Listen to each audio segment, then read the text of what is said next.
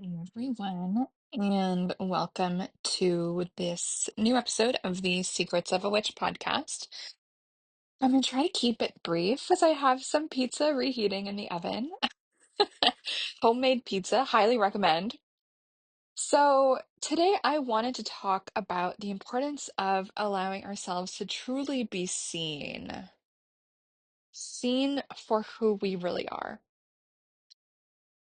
And this is a little bit related to my last episode. So I kind of got the feeling that some people find my last episode cringy or oversharing or airing my dirty laundry or whatever, talking about the end of this very sad situationship.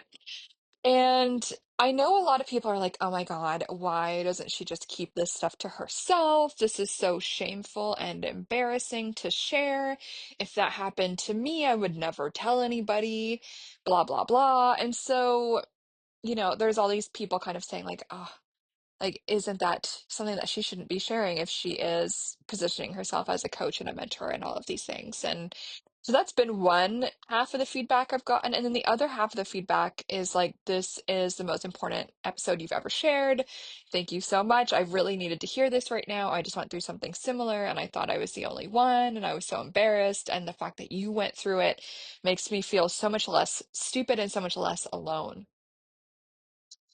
And I have to be honest, I was a little bit on the fence. Should I share this or not? And the only reason I decided to was because I did a poll on Threads and it was pretty much unanimously yes. Like, please share it.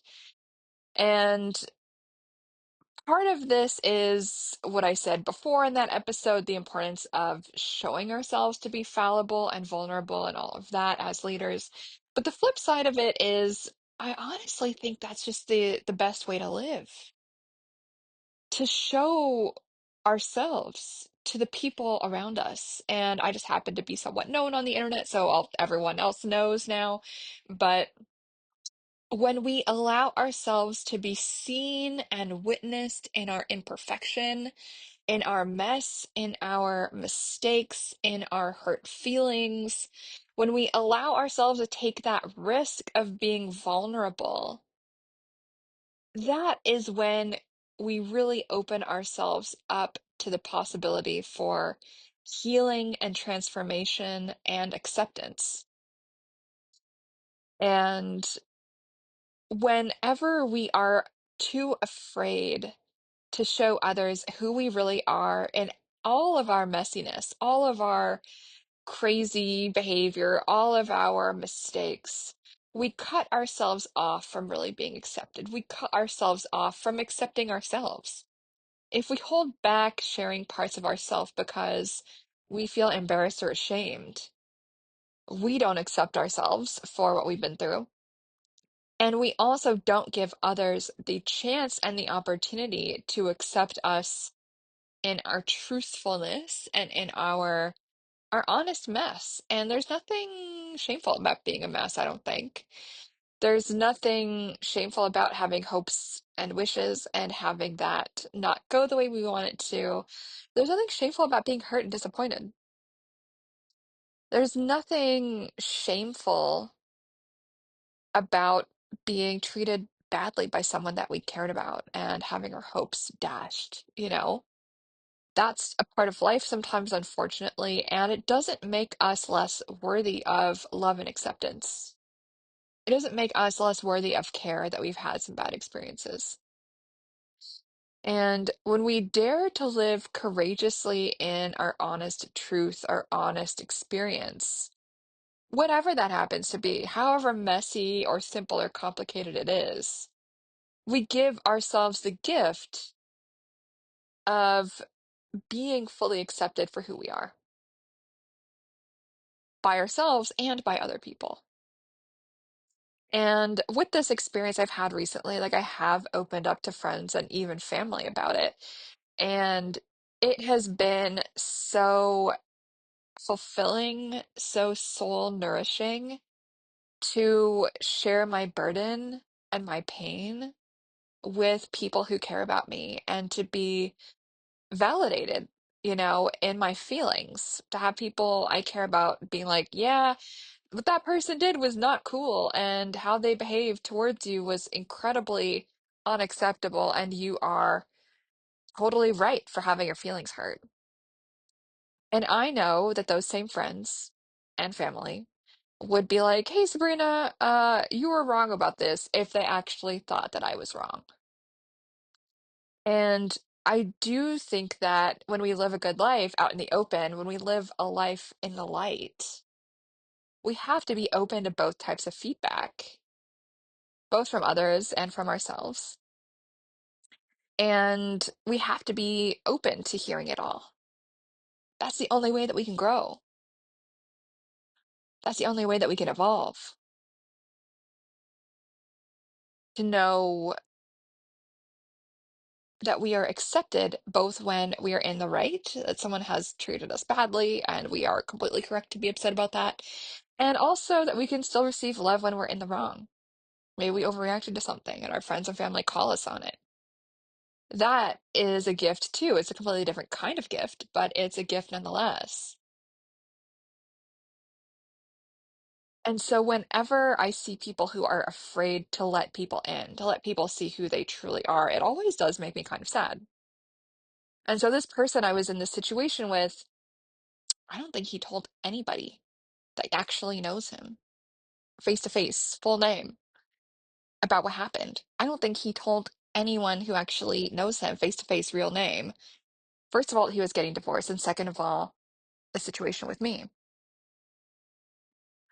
And I can't help but feel sorry for him about that.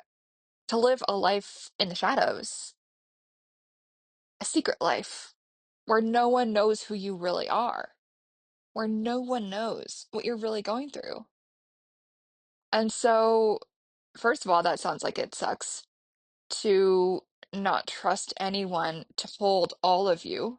That sucks. I was probably the only one who really knew everything. Like, how isolating must that be? But it's a self-imposed isolation. And there's also that isolation that people do when, in his case, most likely, he probably would have had friends and family hold him accountable, like, "Hey, dude, what are you doing?"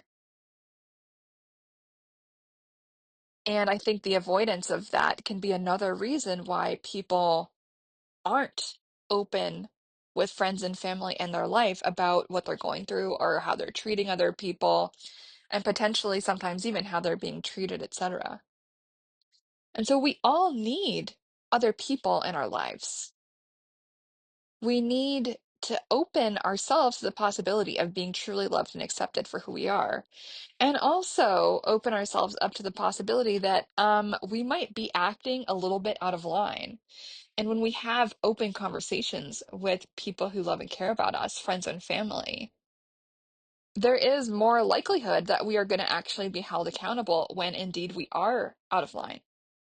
And that is not a punishment, that is accountability from people who know that we can do and be better. And so communities, relationships keep us growing and keep us accountable if they are good and healthy relationships. Of course, there's some people whose friends are just going to turn a blind eye to the bad behavior of people in the friend group and just enable it. And I really don't think anyone should want friends like that. Like, if that is your friend group, highly reconsider your life choices and meet new people would be my advice with that. But my point here is that it's so important to allow ourselves to be seen. And I think people don't allow themselves to be seen for these two reasons. People are afraid of love and acceptance, and they're also afraid of being called out on their bad behavior. And both are so important if we're going to live a real, fulfilling, happy, healthy life. I think we should always strive to be living that life in the light, in honesty and transparency, not in darkness, not hidden away, not ashamed to tell people who we really are, what behavior we're really engaging in. We are all grown, or at least we should be. So we need to start acting like it, even if it's tough. So that's it, my friends. That's the episode for today. I hope it gave you guys something to think about and reflect about. And I probably will have another episode coming somewhat soon as I think through all of this. And that episode to come will probably be on secrecy and things of that nature, and what it means when someone wants you to tell nobody about how they've treated you.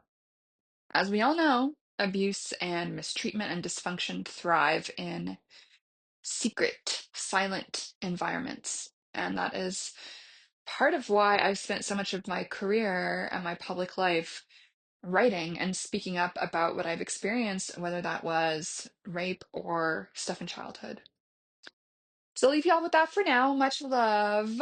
Have a wonderful day. It is full moon energy right now, so I hope you are basking in it and just enjoying.